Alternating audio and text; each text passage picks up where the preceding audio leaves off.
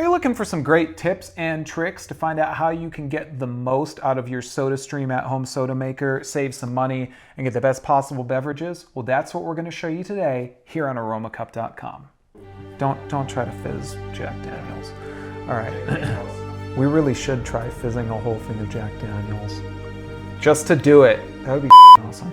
All right. Tip number 1, use coupons when buying syrup for your SodaStream at-home soda maker. Check out the link in the description of our video where we're going to give you some coupons on Aromacup.com to show you how you can save money when you go out to buy syrup for your SodaStream soda maker. You also have the option to check out coupons from Bed Bath & Beyond or join the SodaStream email newsletter at SodaStream.com. You'll be able to get alerts on ways that you can save money when you go out to buy that syrup, and of course, that's going to help you to make more great beverages and save some cash in the process. Tip number 2, don't over-carbonate. When you first get your SodaStream, you're probably going to be really tempted to use the most carbonation that you can, but if you have a machine like the SodaStream Revolution, it lets you choose how much carbonation you're going to add to your water before you add your flavor, and the best way to save some money and make your carbonation tank last a little bit longer is don't overcarbonate. Use maybe the first or the second button on your SodaStream Revolution, and you'll find that you're still going to get lots of bubbles and a great carbonated beverage, but you're not going to use up that CO2 tank as quickly. You'll be able to extend its life and get a lot more beverages as a result. Tip number 3, trade in your spent or used CO2 tank in order to get a new one and spend less money. The CO2 tanks for the SodaStream machines are reusable. Do not throw them away. Don't recycle them, don't throw them away, because A, that's not so good for the earth, B, it's not good for your wallet. Take that tank to a Bed Bath & Beyond, pretty much all of us have one local to us, and you can trade in your tank, pay only about $10, get a brand new tank, trade in your old one, it'll get reused. The earth is going to get a little bonus there because there's not going to be a whole bunch more waste created, and of course, your wallet is going to get a bonus because you're not going to spend a bunch of money buying a new CO2 tank. Tip number 4, don't use as much syrup. There's different ways to make your beverages with your SodaStream machine. I've talked about them in another video, which of course you can check out here on YouTube, but don't use as much syrup and you will be able to extend your bottle of syrup for your SodaStream machine.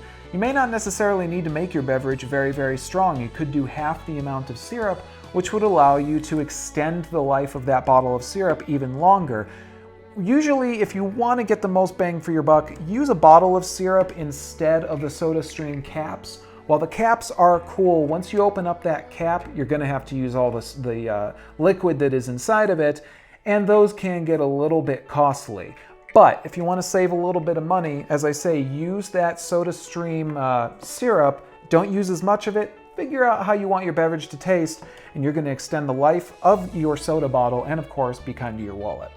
Tip number 5, add your flavor to your carbonated water after you have carbonated it. I've done tests. I've added this syrup to just regular water and tried it. It doesn't taste good. Then I added the syrup to regular water and I fizzed the water up using the SodaStream, and it just tasted off. I can't really explain why or how, it just didn't taste right. I have found that you get the best flavor out of your beverage if you first fizz your water, as we've shown in the process with one of our other videos, which you can check out.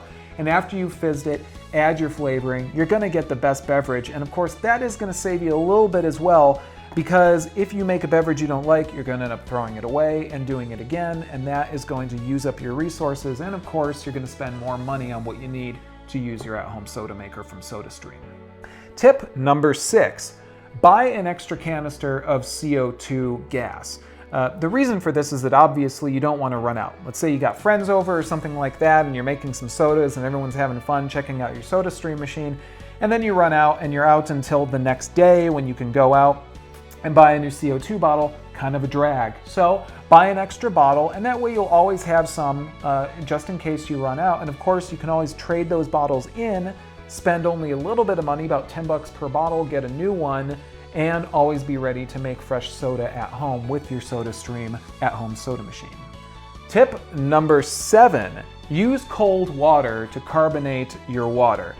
Why? Because it just tastes better. Honestly, it just tastes better. If you add water to a SodaStream bottle, put it in the fridge, let the water get cold, and then fizz up that water, you're going to find that the beverage is going to taste better. Why does it taste better? Because science! Science is great. We love science here at Aromacup. Science basically states that cold water, slower moving molecules, are going to absorb the CO2 more readily because they're moving more slowly.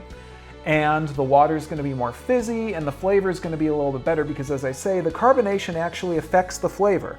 It really does affect the flavor of the syrup when it's added to the drink. So you want to get the most optimal flavor out of your beverage. So get that water cold, and then fizz it up, and then add your flavor. You're going to have the best possible beverage from your SodaStream at-home soda maker.